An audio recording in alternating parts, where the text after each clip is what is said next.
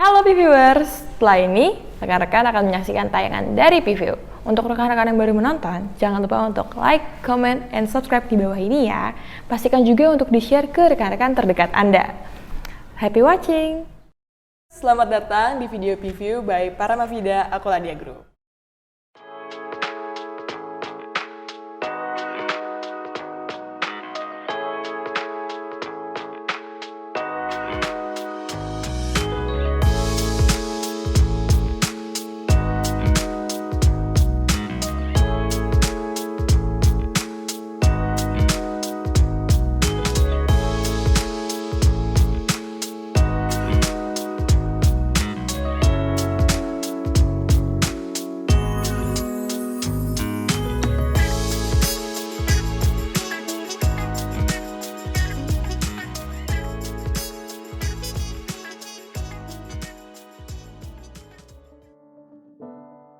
Oke, gimana kabarnya nih rekan-rekan semua? Semoga sehat-sehat selalu ya.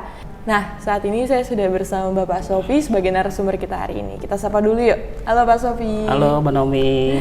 Sehat Pak hari ini? Alhamdulillah sehat. Mbak Naomi gimana? Sehat juga? Baik, sehat juga Pak. Terlihat dari penampilannya hari ini ya, cerah. Bapak juga terlihat nih, berseri-seri seperti Oh iya, karena Mbak Naomi jadi saya tertular nih kayaknya. Oke, mungkin ada di antara rekan-rekan profesional yang baru menonton nih Pak, baru bergabung juga. Mungkin boleh diceritakan sedikit latar belakang dan kegiatan saat ini apa nih Pak? Oke, terima kasih Mbak Naomi dan rekan-rekan semua, teman-teman semua profesional di dimanapun berada. Terima kasih untuk waktunya. Nama saya Mak Gajunik, nama saya Sofiullah, biasa dipanggil Sofi. It sounds like a girl's name ya, seperti nama perempuan, tapi saya memang memiliki nama dari kecil, itu nama Sofi. Saat ini saya masih berkecimpung di dunia pengembangan SDM dan sekaligus ada bisnis kecil-kecilan kuliner ya untuk bisa mengisi waktu luang. Nanti saya mampir deh Pak. Oh boleh, nanti bantu promo ya.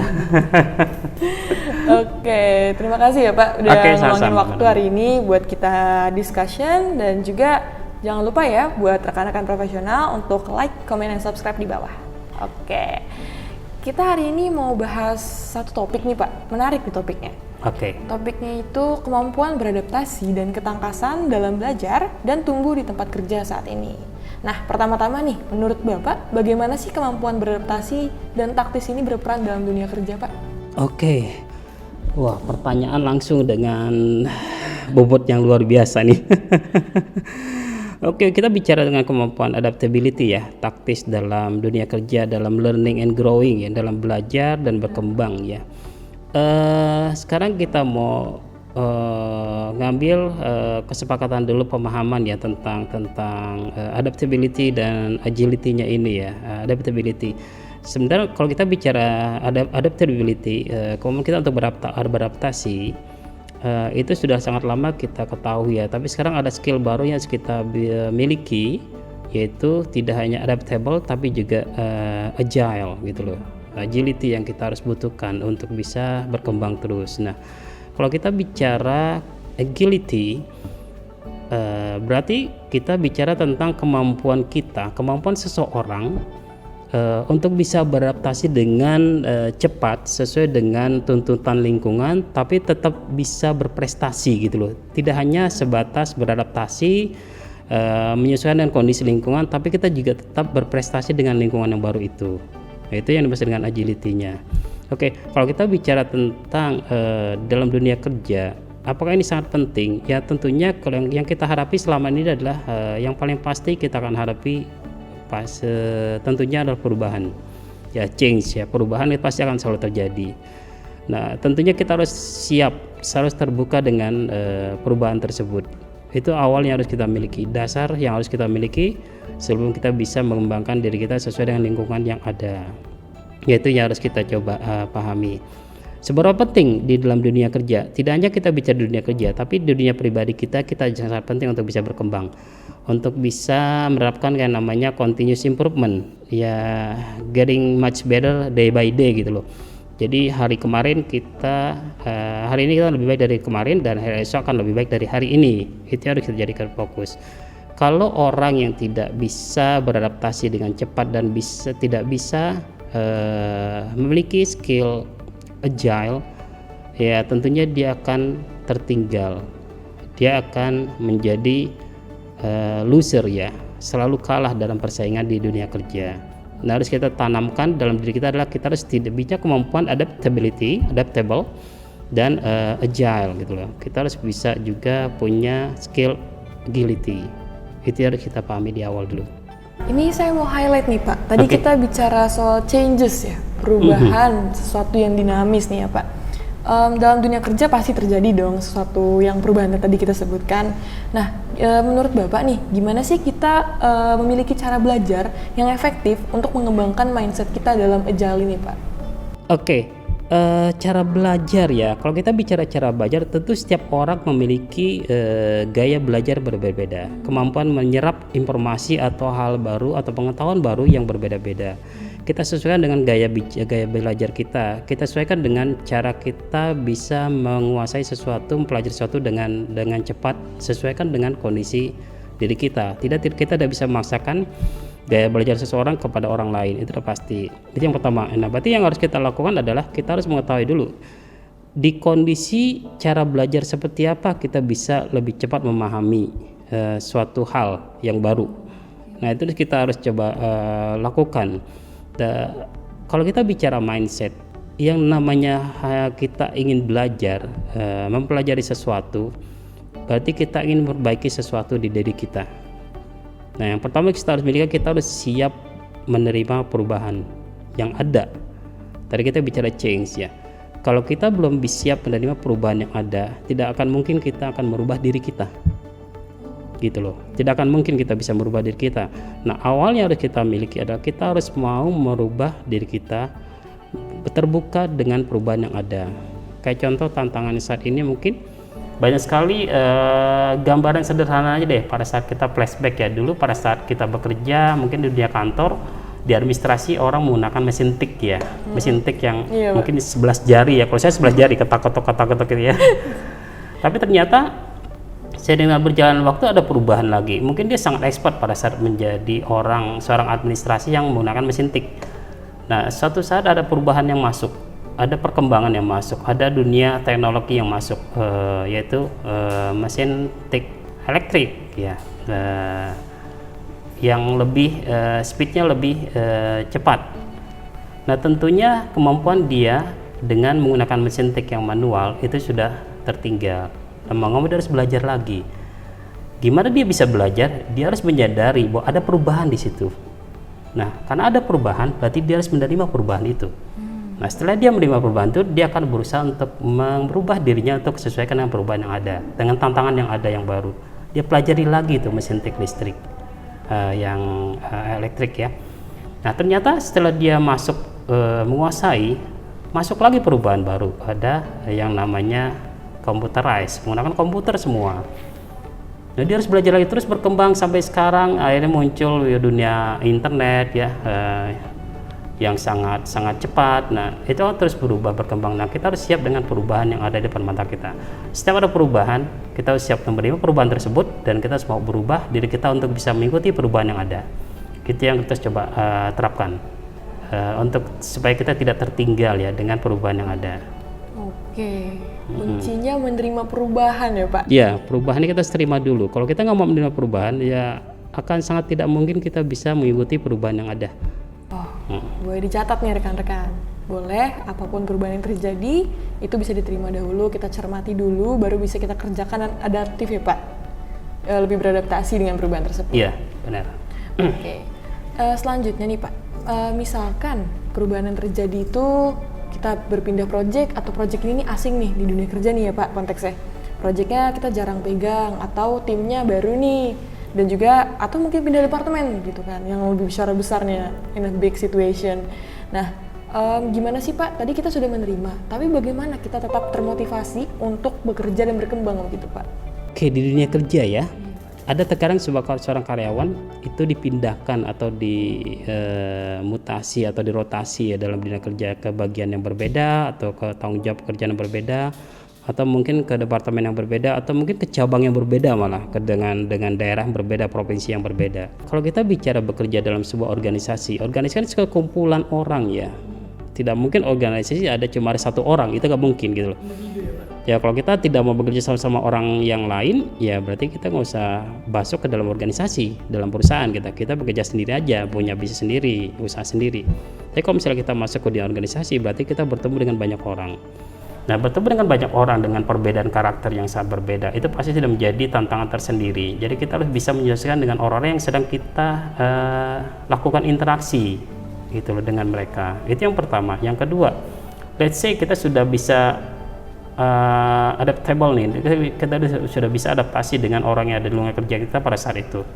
Ternyata kita dapat kondisi yang berbeda nih, dapat challenge atau tantangan atau mungkin tugas baru dari kantor, dari manajemen, bahwa kita dipindahkan ke bagian lain atau ke departemen lain atau ke unit lain yang tentunya pekerjaannya akan ada perbedaan dan orang-orang yang kita temui pasti akan berbeda juga. Nah, kira-kira gimana dengan kondisi baru ini? Apa kita harus tetap menyesuaikan dengan karakter kita di tempat yang lama? Gitu ya, iya. Ya tentunya pasti akan ada penyesuaian lagi. Nah, tadi yang di awal kita sudah sepakati, kita harus siap menerima perubahan. Nah, perubahan itu akan terjadi kapanpun, dan terkadang perubahan itu tidak say hello dulu gitu loh, nggak kulon dulu, nggak permisi dulu, terus datang aja berubah. Iya, langsung aja datang di depan mata kita ada perubahan yang kita harus hadapi. Nah, kita harus siap dengan kondisi seperti itu. Kalau misalnya perubahan itu kita yakini mengarahkan kita ke hal yang baik, suatu kebaikan dan perbaikan, kenapa kita tidak mau merubah diri kita gitu loh? Kita sesuaikan lagi, kita adjust diri kita dengan kondisi yang ada saat ini gitu. Ya kalau misalnya kita tetap ngotot dengan let's say ada istilahnya dalam agility itu kemampuan ignorance ya. Ignorance dalam artian ignorance skill ya. Dalam artian kita jangan terlalu bangga dengan diri kita. Nah, maksudnya gini, pada saat kita terlalu bangga dengan diri kita, dengan suatu kelebihan atau kemampuan dengan diri yang kita miliki, ternyata suatu saat ada perubahan yang kita hadapi yang kemampuan kita itu jadi ketinggalan gitu loh. Jadi orang kayak merasa gini, maaf ya, saya dulu 5 tahun lo ngerjain ini loh, saya tuh bisa loh ini loh, saya bisa ngerjakan ini, saya bisa ngerjakan ini, saya terbiasa dengan itu. Tapi pada saat kita terlalu yakin dan bangga dengan diri kita, dengan kemampuan diri kita, pada saat ada perubahan baru, tantangan baru, seperti ada kayak semacam penolakan dari diri dia. Masih meyakinkan, ini saya hebat di sini. Jadi kita jangan sampai terlalu bangga dengan kemampuan yang kita miliki saat ini, karena suatu saat kemampuan kita itu tidak akan bisa kompetitif lagi. Kalau misalnya ada sebuah perubahan atau change atau challenge yang baru yang harus kita hadapi. Nah, itu yang kita coba harus underline. Kalau kita masih mau berkarir dan bekerja dan mendapatkan penghasilan dari perusahaan tersebut, ya mau nggak tantangan itu harus kita terima gitu kan. Karena itu perusahaan bukan perusahaan kita kan. Nah, kita bekerja di situ, kita ada yang bayar, ada yang upahin, dan orang yang memberikan kita upah pasti punya visi misi tertentu, punya target-target tertentu yang dicapai dalam bisnisnya. Nah, selama itu bisa memberikan kontribusi baik pada diri kita dan perusahaan, ya kita harus ambil gitu loh. Ya yang jelas yang kita sepakati di awal, ya kita harus siap menerima perubahan tersebut. Jangan menutup diri terhadap perubahan. Kita harus terima perubahan yang ada di depan kita. Itu yang kita lakukan. Nah, yang kedua baru kita bisa melihat apa yang kita lakukan untuk bisa menyesuaikan lagi gaya kerja, gaya interaksi, gaya sinergi, gaya kolaborasi di tempat yang baru. Nah, kita pelajari lagi, itu yang kita pelajari untuk bisa menambah skill kita untuk perkembangan kompetensi di diri kita sendiri. Nah, itu Mbak Naomi kira-kira. Buat rekan-rekan profesional nih yang udah keluar dari zona nyaman sekarang atau mungkin pindah cabang, pindah unit dan harus adjust sama semuanya ya Pak. Belum lagi culture di kantor, belum lagi culture di daerahnya ya Pak. Ya, benar. Kan tuh berbeda banget tuh. Nah, jadi gimana untuk menyiasatinya? Dengan menerima perubahan tersebut. Dan sudah kita menerima perubahan tersebut, kita bisa adaptasi dengan baik.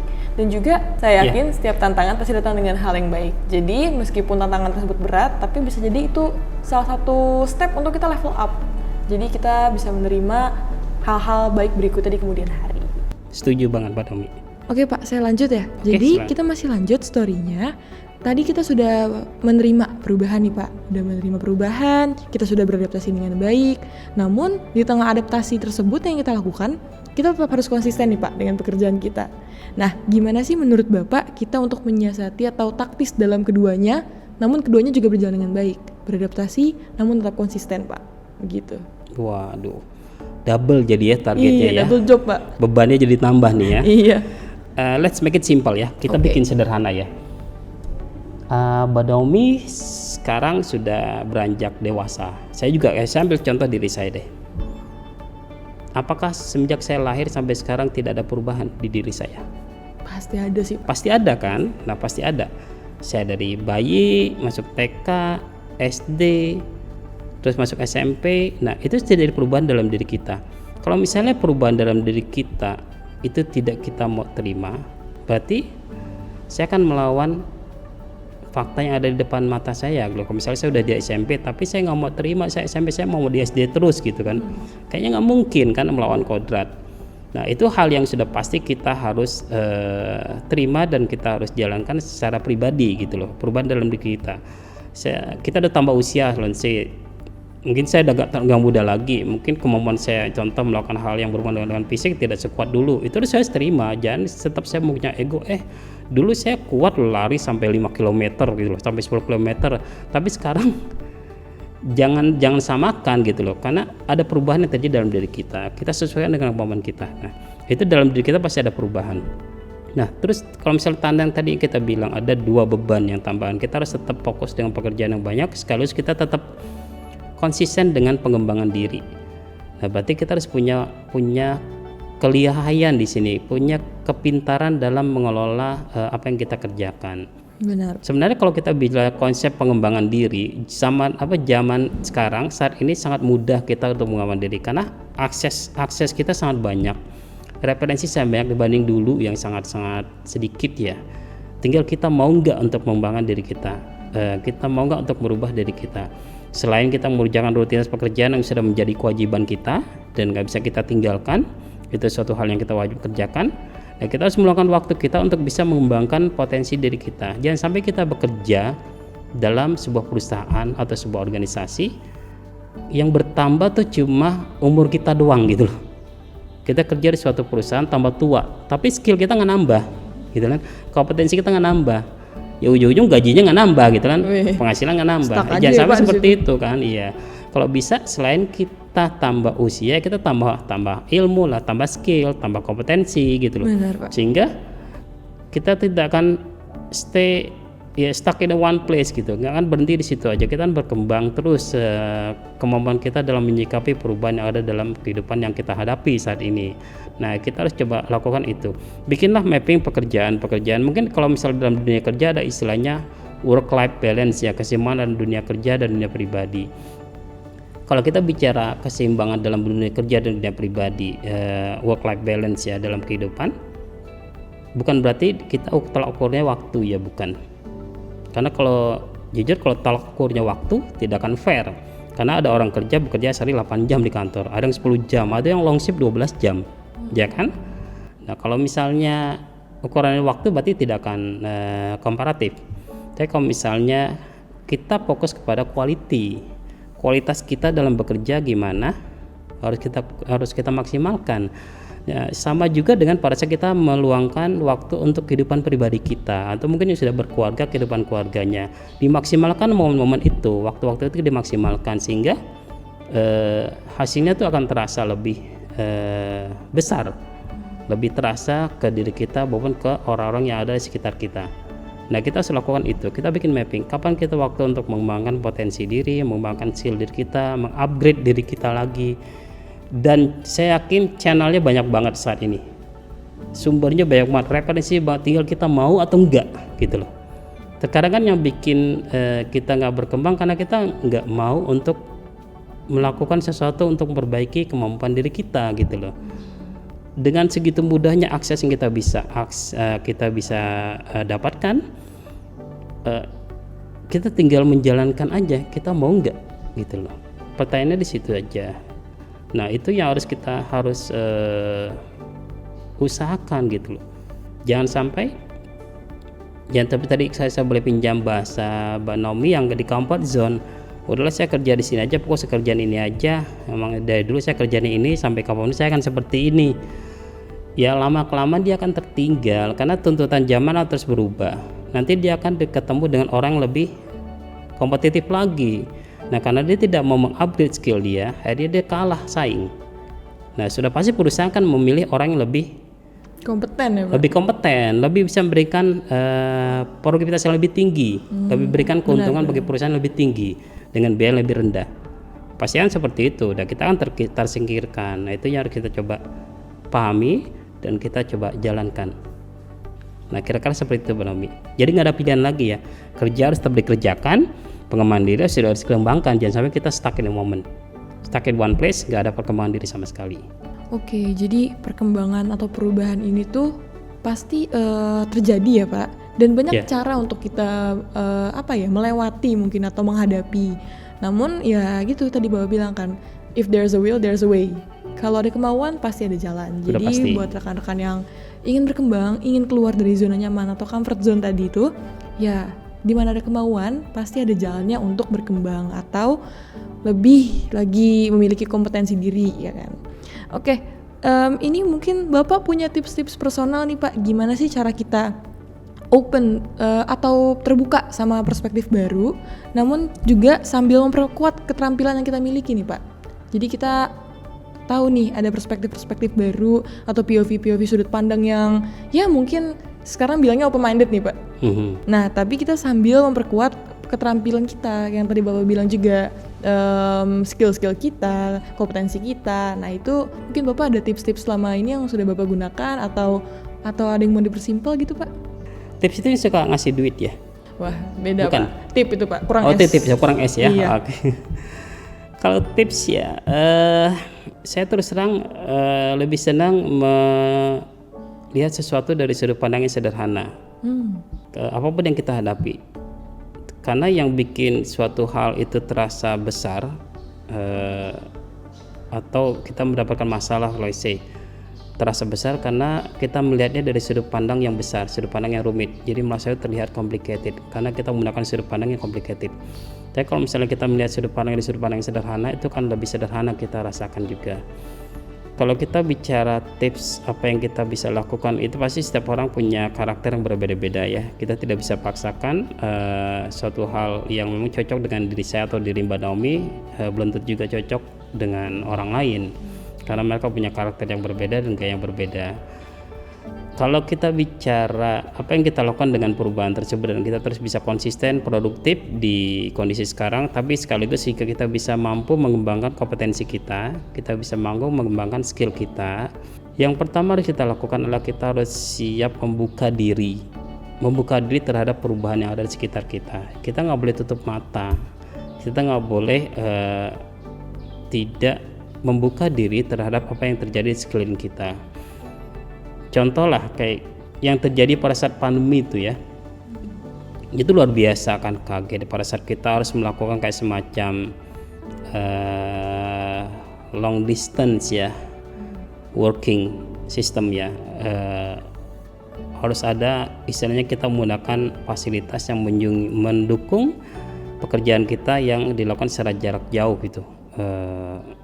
Berarti kena menggunakan metode Zoom ya kayak gitu. Nah, itu suatu hal yang baru. Kalau kita tidak membuka diri kita terhadap perubahan tersebut, pasti kan menutup diri untuk mempelajari teknologi baru tersebut gitu loh. Iya benar Pak. Ya, saya juga pasti harus belajar.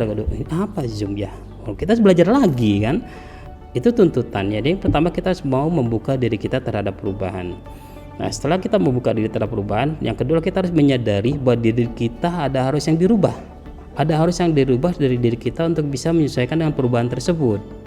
Nah, kalau misalnya kita sudah menyadari bahwa diri kita harus ada yang dirubah, ya itu berarti kita harus memikirkan sesuatu. Gimana caranya untuk merubah diri kita? Tahapan berikut yang ketiga. Nah, caranya adalah tergantung dari kita masing-masing. Kita cocoknya mau seperti apa? Mau kayak gimana gitu kan?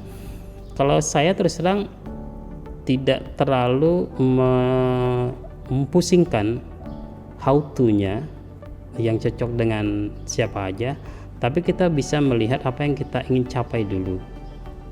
Targetnya jelas gitu loh. Karena kalau target nggak jelas, kita tidak akan bisa menciptakan caranya untuk mencapai ke sana. Jadi harus kita targetkan dulu gitu, dan targetnya harus terukur. Let's say ada perubahan yang harus kita lakukan, dan kita harus berikan target perubahan apa yang saya ingin capai. Kalau sudah tidak mendapatkan target yang kita ingin capai, berarti kita bisa menentukan caranya dan durasinya, kapan kita bisa melakukan itu, kapan kita bisa mencapai target tersebut. Nah, itu yang ketiga. Yang keempat adalah konsistensi. Apa yang sudah kita lakukan, kita harus konsisten terus. Jangan sampai stuck, berhenti di tengah jalan, kita tidak lanjutkan, akhirnya mundur lagi ke belakang. Dan tentunya balik lagi. Dan tentunya jangan sampai dilupakan.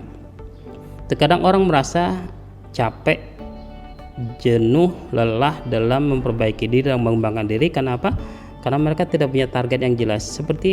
Jadi selalu terasa seperti apa ya? Kok saya nggak pernah berhasil ya? Ini sampai kapan nih saya mau berhasil nih? Ya karena kita tidak punya shelter target yang kita tentukan. Kalau bisa kita punya shelter ya, yang kita sudah ciptakan dalam mencapai target kita. Jangka pendek dan jangka panjang. Shelter ini jadikan acuan yang bisa kita lihat sebagai pemicu untuk semangat mencapai target tersebut. Jangan terlalu yang jauh. Contoh, kalau kita contoh nih, kalau misalnya kita bicara di perjalanan, contoh kita menuju satu daerah, misalnya kita mau ke arah Bali ini pakai kendaraan pribadi, pasti kita punya shelter yang kita pengen jadikan titik untuk istirahat. Nah, shelter itu menjadi target pertama dulu. Jadi dalam pikiran kita, contoh kita mau driving, titik pertama saya berhenti adalah ke titik rest area ini, contohnya. Nah, pada saat kita sampai ke rest area itu, kita berikan apresiasi ke diri kita, gitu loh. Saya udah sampai sini. Jangan sampai kita terus paksakan diri kita untuk terus memikirkan target yang jauh tadi, yang ke Bali, gitu. Jadi harus ada target yang jelas, tahapannya jelas. Jangan sampai kita terlalu paksa diri kita untuk melihat sesuatu yang jauh, sehingga kita merasa tidak punya waktu untuk istirahat. Untuk me time-nya kurang lah, kalau orang sekarang bilang me time-nya kurang gitu loh. Nah, itu yang harus kita coba terapkan. 4 ini yang saya sudah jalani selama ini, dan so far sih it works gitu loh. Buat saya pribadi it works. Kita membuka diri terhadap perubahan. Setelah kita terbuka terhadap perubahan, kita menyadari bahwa dalam diri kita harus kita rubah sesuatu yang kita rubah dengan terhadap perubahan tersebut. Setelah kita sadari bahwa kita harus merubah, ada dalam diri kita yang kita rubah, baru kita memikirkan gimana caranya kita bisa merubah diri kita sesuai dengan perubahan yang ada, gitu loh. Baru yang terakhir kita konsisten melakukan hal tersebut. Jangan setengah-setengah, jangan angot-angotan ya. Sekarang semangat, besok enggak, gitu loh. Akan lebih lama nanti hasilnya. Nah, gambaran kira-kira seperti itu, Mbak Nobi, yang saya lakukan selama ini ya. Tapi kalau misalnya rekan-rekan yang lain punya tips yang lebih bagus ya, cara yang lebih jitu sesuai dengan karakter dia, speed dia, cara dia berpikir, cara bekerja, cara dia mengimplementasikan sesuatu, ya silakan dilakukan gitu loh. Karena kembali ke diri kita sendiri, ritme kehidupan setiap orang pasti berbeda gitu loh. Nah, kita coba lakukan itu aja. Oke, luar biasa. Oke, jadi berarti sebelum ke tujuan yang lebih besar, kita set goals, small goals aja ya Pak. Yang kecil dulu kita raih, nanti pelan-pelan kita step on step kita langsung naik ke yang lebih besar ya Pak. Selama endingnya kita tahu mau ke arah mana gitu loh. Kayak contoh tadi kan, kita mau tuju ke Bali. Selama arah kita masih benar ke arah sana, kita bikin shelter target yang kita ingin capai untuk prosesnya, sehingga pada saat di tengah proses kita merasa capek, ya kita sampai di target yang pertama, shelter yang pertama, apresiasi diri kita, berikan pujian, berikan reward pada diri kita. You did it man, gitu loh. Udah berhasil sampai sini nih. Apresiasikan, jangan sampai mikir, gue baru sampai sini, kapan gue sampai sana ya?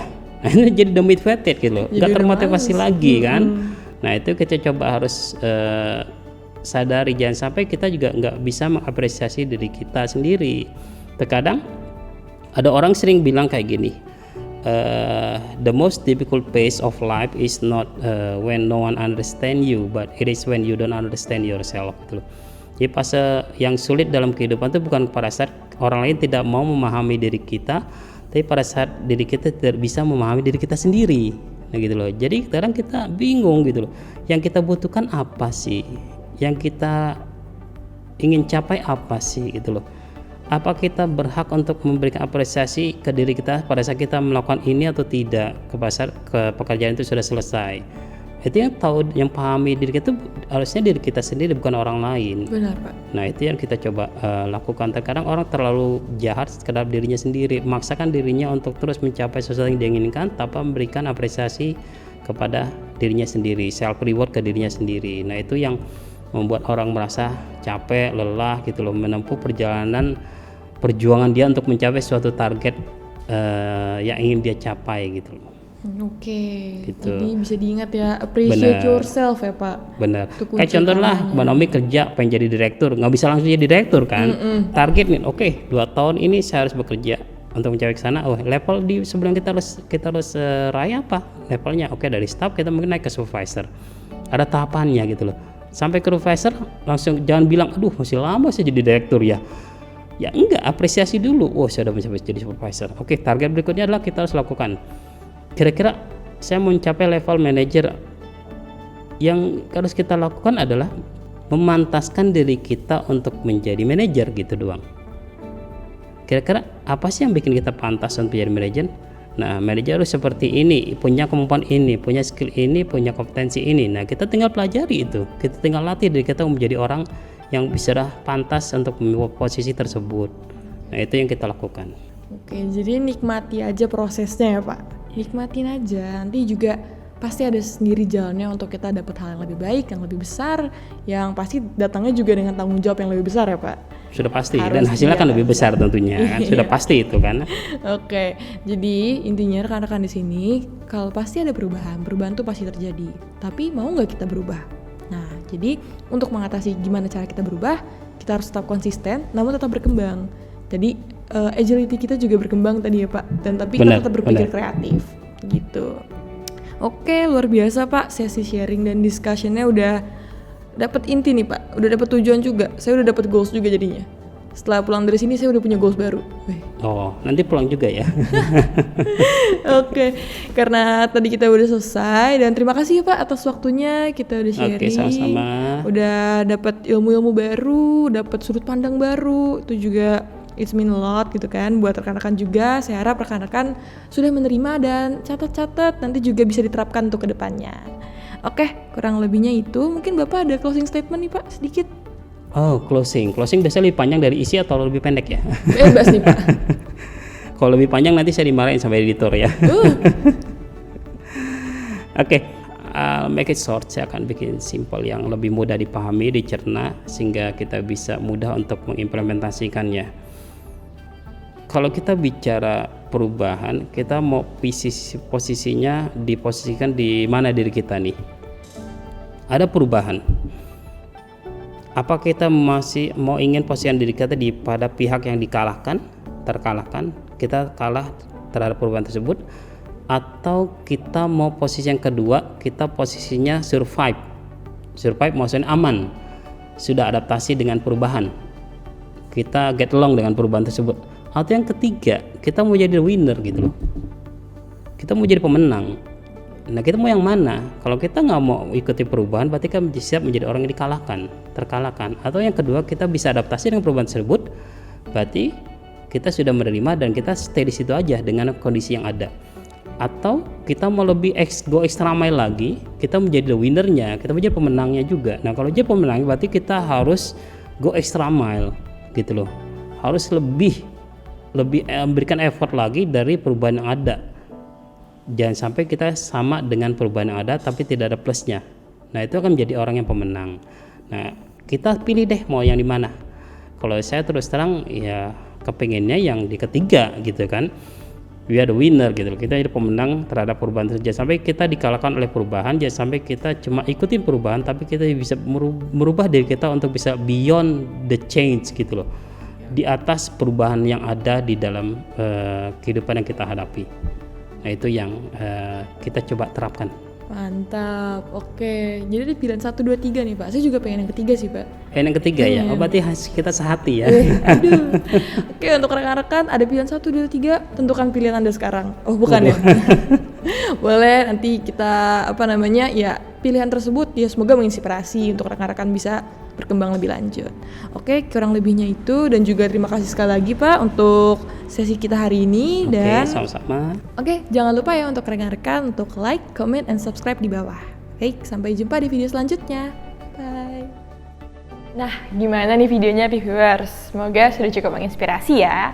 Oke, nantikan juga tayangan-tayangan selanjutnya dari Pview dengan klik tombol subscribe di bawah dan jangan lupa notification-nya juga supaya nggak ketinggalan video-video terbaru. Oke, see you on the next video. Bye!